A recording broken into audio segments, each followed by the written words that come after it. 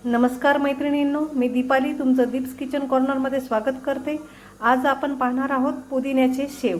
तर त्यासाठी मी घेतले आहे थोडासा पुदिना, थोडीशी कोथिंबीर, 9 ते 10 हिरव्या मिरच्या, थोडासा लसूण, एक निंबू, थोडासा ओवा, थोडंसं काळं मीठ, थोडीशी मिरेपूड, थोडंसं जिरं। आता हे सगळं आपल्याला मिक्सरमधून काढून घ्यायचे। निंबू आपल्याला त्यातच पिळून घ्यायचे। अशा पद्धतीने हे आपण पाणी टाकून काढून घेतलेलं आहे। आता हे आपण गाळून घेत आहे।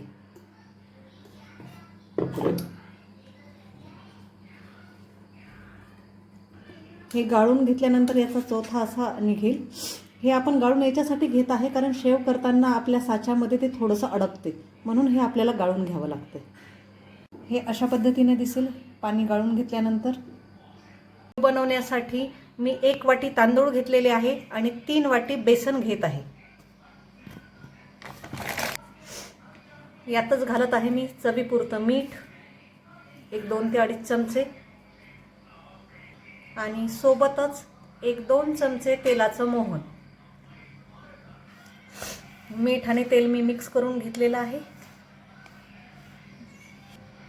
आता हे बेसन आणि तांदूळाचं पीठ आता आपण जे पाणी काढलं होतं पुदिन्याच्या पेस्टचं, त्याने आपण भिजवून घेत आहोत। याचा गोळा बनवून घ्यायचा आहे।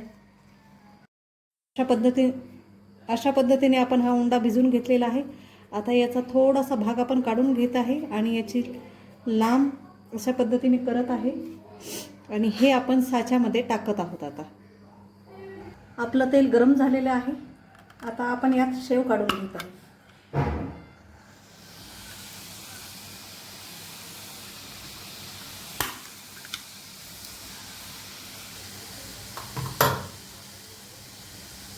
तयार आहेत आपले पालक शेव। हे आता एक आपण ताटात काढून घेऊया।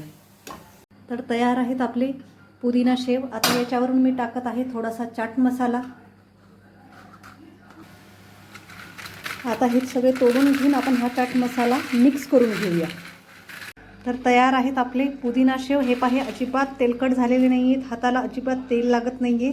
तुम्हाला ही माझी पुदिना शेव बनवायची रेसिपी आवडल्यास नक्की माझ्या चॅनलला लाईक, शेअर आणि सबस्क्राईब करा। थँक्यू।